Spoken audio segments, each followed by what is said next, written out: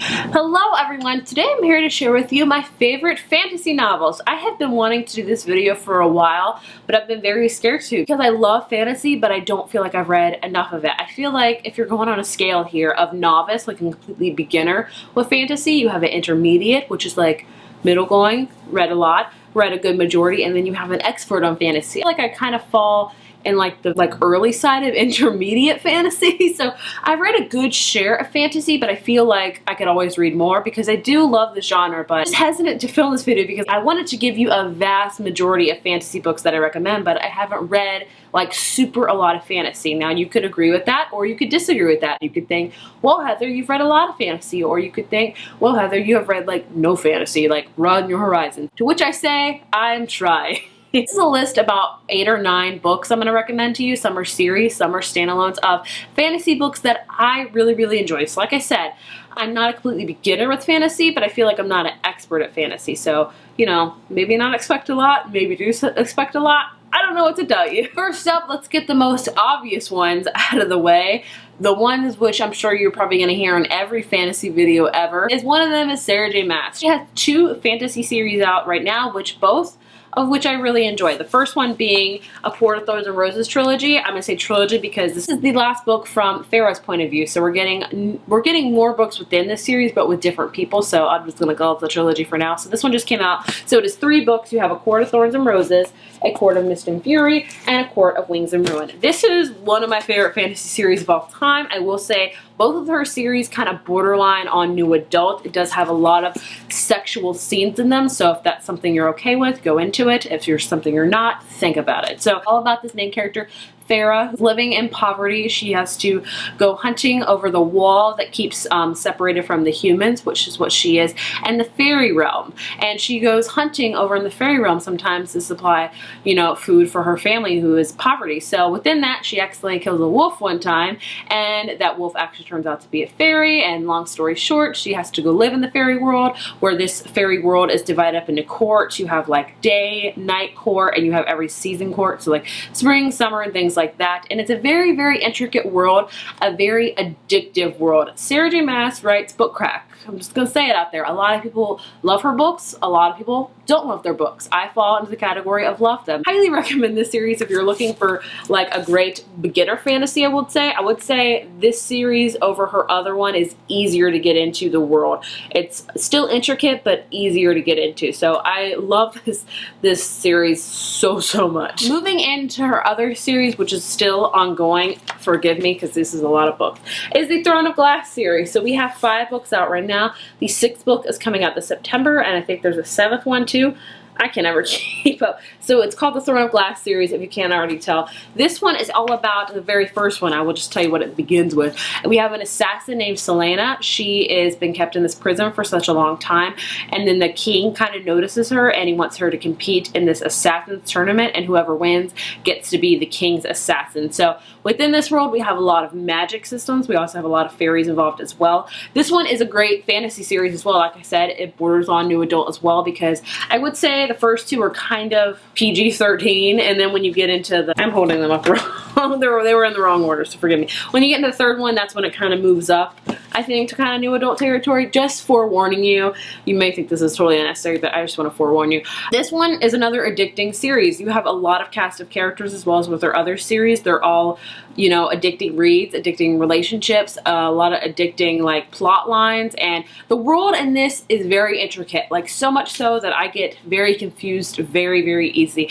as with a lot of fantasy books. That's one reason I don't think I read too many fantasy books, because I feel like I get overwhelmed with the information and overwhelmed with the many characters and the different people. But this one does have that going for it, unfortunately. Like, there's so much to learn. I really enjoy this one. I think it's great for like action fighting, for strong female kick-butt characters, for introducing new characters. So, like I said, Sarah J. Maas just writes book crack. Like, I can't get enough. Like, I want more. Moving into adult books, I have 2 adult book recommendations for you, and it falls under the fantasy genre. The first one of that being Vicious by V.E. Schwab. This is one of my favorite books of all time. I love it. This is a standalone as of right now. There has been rumors of a sequel. I'm not sure if that's happening or not, so don't hold me accountable for saying that, but as of right now, it is a standalone. This is about kind of the notion of good versus evil, right versus wrong, you know, Are we living in a world versus black and white? Or is there some gray in the middle? It's all about that. It's all about these two college students named Victor and Eli, and they're about to graduate from medical school. And they both are really interested in like these near-death experiences for when the person kind of dies and they wake up with superpowers. So they both research that and explore it, and it both happens to them, and they both kind of have superpowers. So we have two different timelines going on in this book. We have one where they're both still in college. They're both researching this idea of EOs, extraordinaries, of, you know, these near-death experiences to get superpowers. And we're also having a timeline 10 years later and Victor is out of prison and he is on the hunt for Eli, like he wants to kill him. So you're trying to constantly figure out why they had such a bad falling out, because they were such good friends in college, and you're also figuring out like why they want to kill each other and what powers they have, how they get those powers.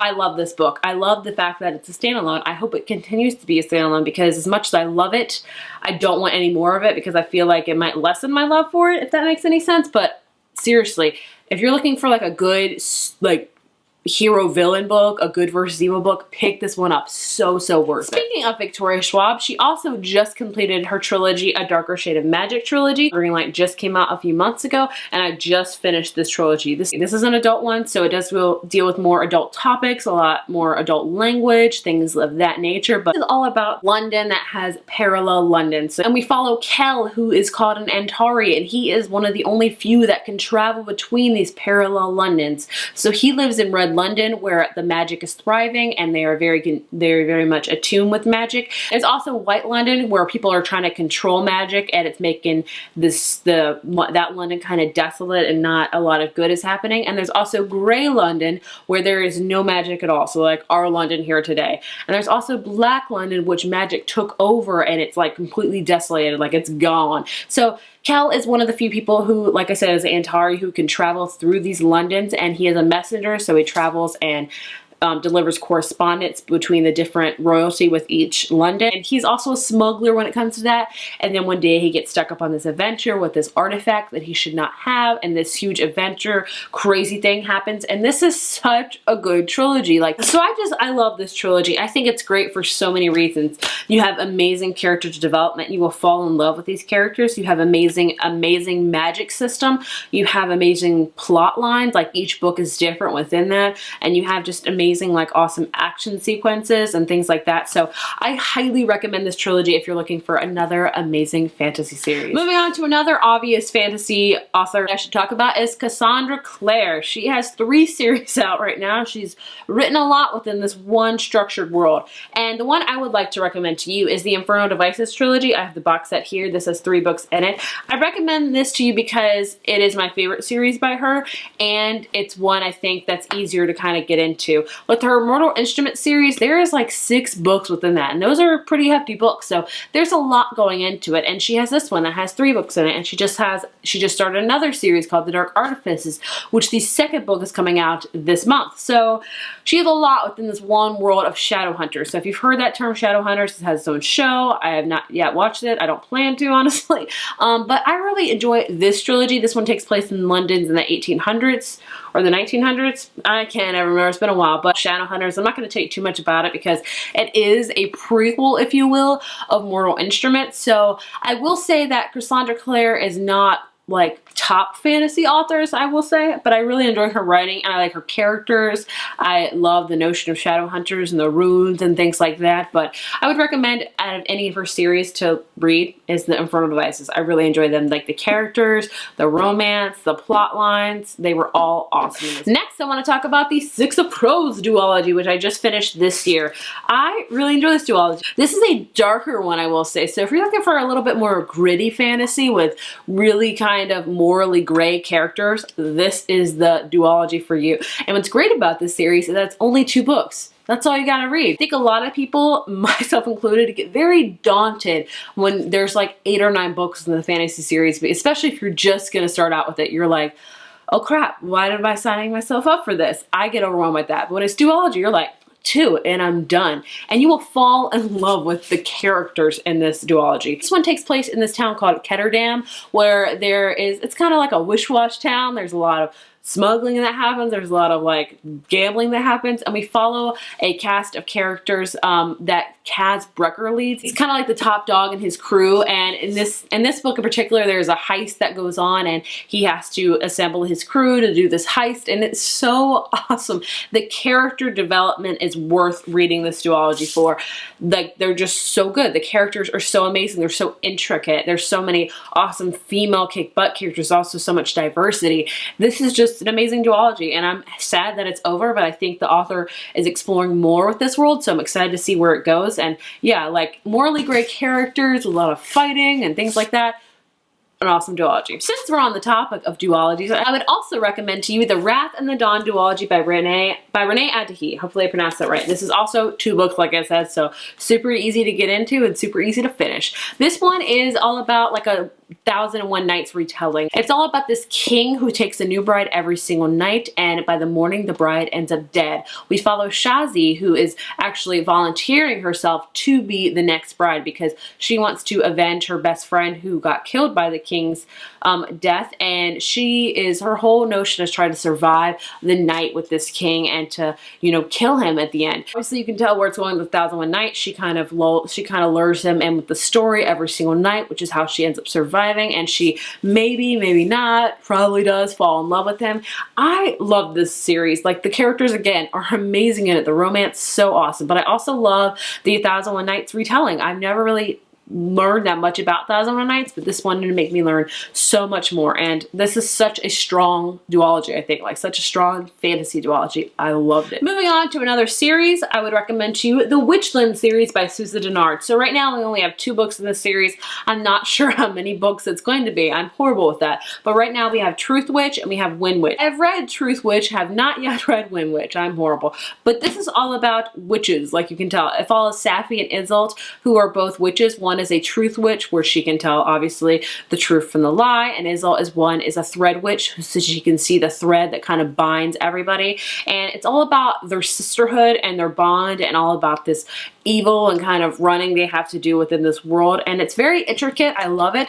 It does get a little bit confusing at times with the vast amount of witches there are in this series, and particularly the characters' names. So hard to pronounce to keep up with. But the one reason to read this series is the bond between the 2 characters. Like, I love this series solely for the fact of the 2 female characters' friendship. It is so beautiful and so strong. I feel like we get to see a lot of friendships with fantasy novels, not particularly where the book is all about their friendship, more about and less about the romance. This one is more of a friendship-driven novel, which I really enjoy and would highly recommend a ton, which I know I still need to read the 2nd book. The next book I want to recommend to you is 3 Dark Crowns by Cassandra Blake. This is going to be a duology. I think the 2nd one's going to come out in September, and I'm so excited for this one. This is all about these 3 sisters, and every generation a queen gives birth to triplets, and they're all 3 girls, and the 3 girls are kind of ripped apart at birth, and they each go to different lands because they each have different powers. One is poison, or they can ingest any type of poison. One can control the elements like the wind and fire, things like that, and one is a nature person who can really is in touch with nature and with animals and things like that. So what happens is these 3 sisters are separated, and at 16 they come together, and it's a fight to the death. Whoever's left standing is going to be the new queen. So this is a matriarchal world where women are in power, and it is amazing to see that, and it is such a good book. This book is a slow burning book. It takes a while to get into, but once you get into it, you are into it. I love the whole notion that women are ruling the world pretty much in this book, and that there's these sisters that have to kill each other. Like, that's such an interesting and intricate novel. So I cannot wait for the next book to come out in this series because it is just addicting. Like, I had the chance to actually interview Cassandra Blake, so if you want to see that, you can click right there to see it. She's a lovely person, and I love this book. The last trilogy I would like to recommend to you is the Young Elites trilogy by Marie Lu. I also read this year, so I have read quite a few fantasy. This one is all about, like, I would say, the origins of a villain, which makes it awesome. Like, this is another kind of darker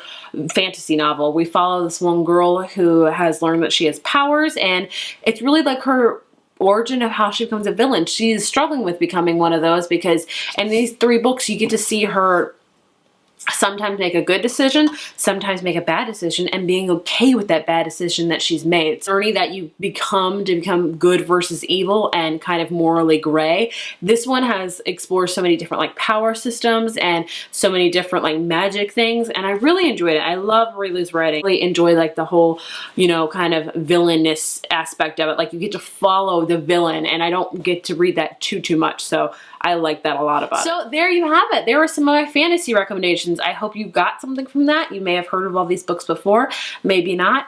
I don't know. You let me know. If you liked my recommendations, please let me know down below. If you've read any of these books, let me know. Or if you have any awesome fantasy recommendations for me, also please let me know. I'm always looking for some good ones. If you like this video, please let me know. Give it a thumbs up. Let me know down below if you enjoyed it or not. And subscribe if you'd like to see more bookish videos from me 3 times a week.